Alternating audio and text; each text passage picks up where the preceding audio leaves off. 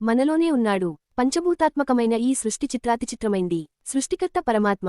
ఆయన మనతో మాట్లాడుతూనే ఉంటాడు. మనకు వినే ఓపిక, తీరిక ఉండవు. నాభిలో కస్తూరిని ఉంచుకుని దానికోసం గడ్డిలో వెతికే లేడిలా ఎక్కడెక్కడో స్వామికోసం అన్వేషిస్తుంటాం. ఆయన మనలోనే ఉన్నాడు. బుద్ధి అనే శక్తి ద్వారా హెచ్చరిస్తూంటాడు. అంతరాత్మ ప్రబోధం నిత్యం జరుగుతూనే ఉంటుంది. దాన్ని గ్రహించి అప్రమత్తులం కాకపోవడం మన అవివేకం, అజ్ఞానం.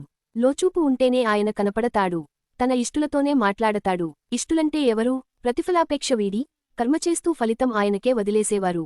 వారినే భక్త శిఖామణులంటాం. భగవంతుడి కళ్ళు ఎప్పుడూ తెరిచే ఉంటాయి. రెప్పవాల్చకుండా ఆయనలా చూస్తుంటే మనం దర్శనం కోసం వెళ్లి కళ్ళు మూసుకుంటాం. ఇంకా అజ్ఞానపు చీకట్లు, ఇక్కట్ల వలలో పడి కుట్టుమిట్టాడుతుంటాం. ఒక గురువు శిష్యుడికి హితబోధ చేస్తున్నాడు. దేవుడు కనిపిస్తాడు, వినిపిస్తాడు. అది గ్రహించి నిన్ను నువ్వు కాపాడుకో నాయనా అని.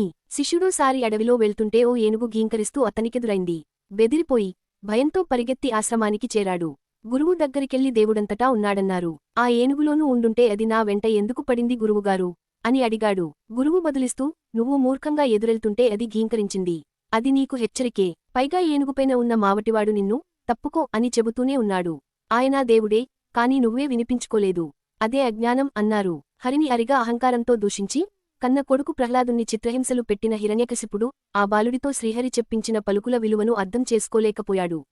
సృష్టిలో ప్రతి అణువు నుంచి మనకు భగవత్సందేశం వినిపిస్తూనే ఉంటుంది. నేడు దొరికిన ఆహారంతో సంతృప్తి చెందమంటాయి పశుపక్ష్యాదులు. తనలాగా పరోపకారవ్రతం ఆచరించమంటుంది వృక్షం.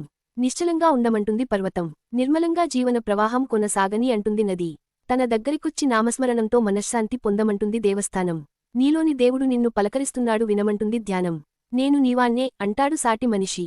తల్లి, తండ్రి, గురువు, మిత్రుడు ఏదో సందర్భంలో మనకు దారి చూపుతుంటారు, సలహాలిస్తారు, సూచనలిస్తారు. వీళ్లంతా దేవుళ్ళు కారా? ప్రత్యక్షమై ఎదుట అలంకారమూర్తిగా నిలుచుంటేనే నమ్మాలా? అందుకు కావాల్సిన యోగ్యత, తపన, భక్తిప్రపత్తులు, ఆత్మసమర్పణ భావం, ఆర్తి, శరణాగతి అనే లక్షణాలు మనలో ఉండాలి కదా. అటువంటి పరిణతి సాధించిన వారితో పూర్వయుగాలలో ఏదో రూపంలో మాధవుడు మాట్లాడాడు. ఆధ్యాత్మికతలో పరాకాష్ఠ పొందిన వారి సన్నిధిలో ఆ సకలగుణనిధి సందర్శనమవుతుంది. సంపూర్ణ విశ్వాసంతో సంస్మరణ చేసే సాధుగుణ సంపన్నులకి సర్వేశ్వర సాక్షాత్కారం సర్వదా సంప్రాప్తమవుతుంది. ఇది సర్వకాలీన సత్యం.